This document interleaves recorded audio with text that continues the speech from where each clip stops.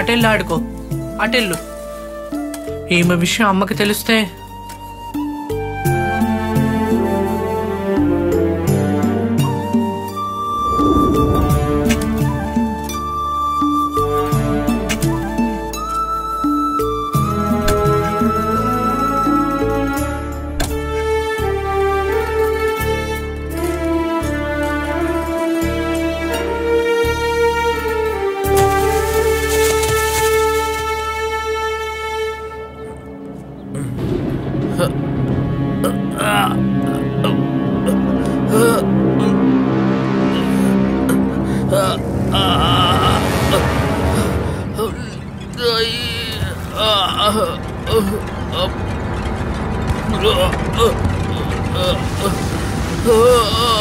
కత్రిని గురించి నిజం తెలుసుకునే ముందే మా అమ్మగారు చనిపోయారు. తర్వాత వెంటనే నాన్నగారు. ఒకరోజు మరణం వచ్చేది సహజం, శాశ్వత జీవించడం ఎవరికి సాధ్యం కాదు. పుట్టు చావు రెండు ఒకటే అనుకోవాలి.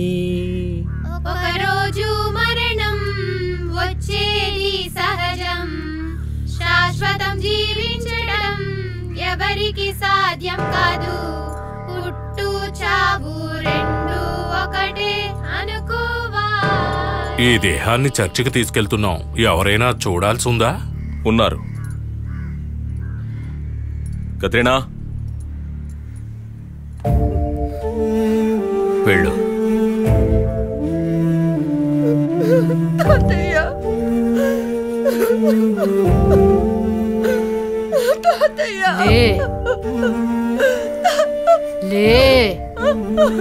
రామ్మా, నువ్వు రామ్మా. ఓవే చెప్తున్నాం కదా, పో.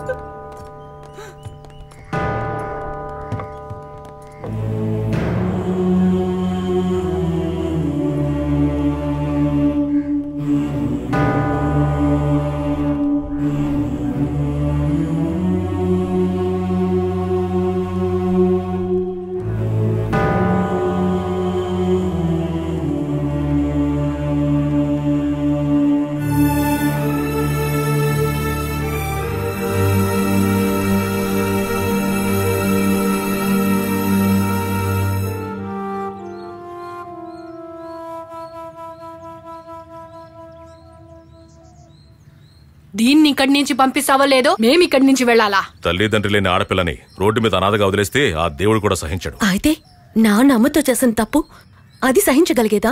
అయితే సహించొద్దు. తప్పు చేయడం కంటే పెద్ద తప్పు దానికి తోడుగా ఉండడం. మరి దానికి ఇప్పుడు ఏం చేయాలి?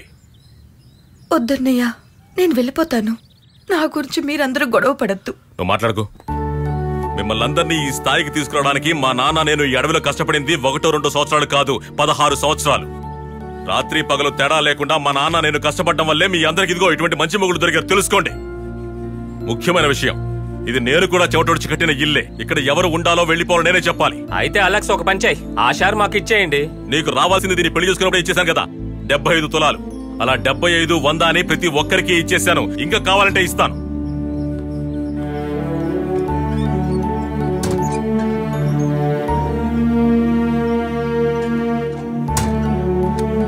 ఇదిగోండి, చనిపోయే ముందు నాన్నగారు రాసింది. ముగ్గురికి కావలసినంత రాసిచ్చారు. ఇదిగో, ఇది మాత్రం నా కోసం రాసిచ్చారు. దీన్ని కూడా మీ ముగ్గురు షేర్ చేసుకుని చావండి. నా చెల్లెలు నాతో పాటే ఉంటుంది. తను నాన్న రక్తం. మాకు వేరే చోట ఒక ఇల్లుంది. మేము అక్కడ సంతోషంగా ఉంటాం. వెళ్ళెక్కు, ఎక్కు.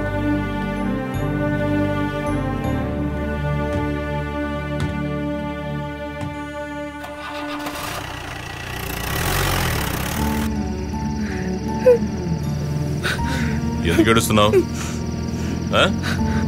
నాన్నగారు కూడా వెళ్ళిపోయారుగా, నాకెవరున్నారు? మరైతే నేనెవరిని?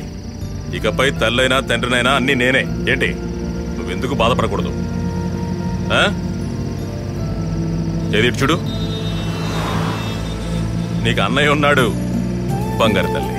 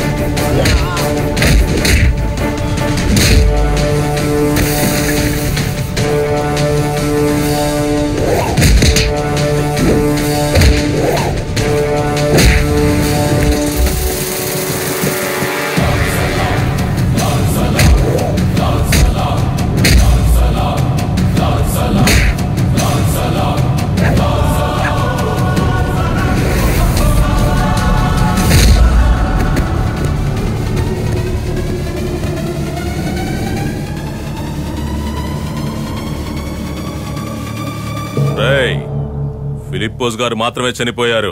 ఆయన కొడుకున్నాడు. ఇది మా నాన్నగారు స్థాపించిన జెండా. ఇంకొకసారి ఈ జెండాను తాకితే నీ రక్తంతో ఇక్కడ ఇంకో జెండాను స్థాపిస్తాను. నీకు నీ జెండా, నాకు నా జెండా. అది గుర్తుపెట్టు.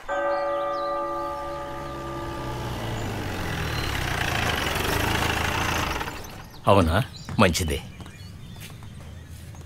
అయ్యగారికి వందనాలు. ఏం అలెక్స్, కొయ్యడం మొదలెట్టారా? ముందు కోసింది పనసపండే, అది కూడా చర్చి కోసమే. నువ్వు చేసింది మంచిదైంది. లోపలికి రా. అవును, ఇవన్నీ చర్చికి ఎందుకు ఇస్తున్నారు? వింటే నీ మొహం మీద ఇస్తాడు. ఇప్పటి వరకు మీ నాన్నగారు వర్షానికి భయపడి కూడా ఈ చర్చి వైపే అసలు రాలేదు. కానీ ఆయన నాస్తికుడిగా ఉన్నా కూడా అందర్నీ ప్రేమించే మనసున్న వ్యక్తి. అక్కడ పాటలేంటి? ఫైనల్ రిహార్సల్స్ జరుగుతోంది. పండగ రాబోతోంది కదా, మీరందరూ కలిసి ఈసారి బ్రహ్మాండంగా జరిపించాలి. సరే, వస్తాను.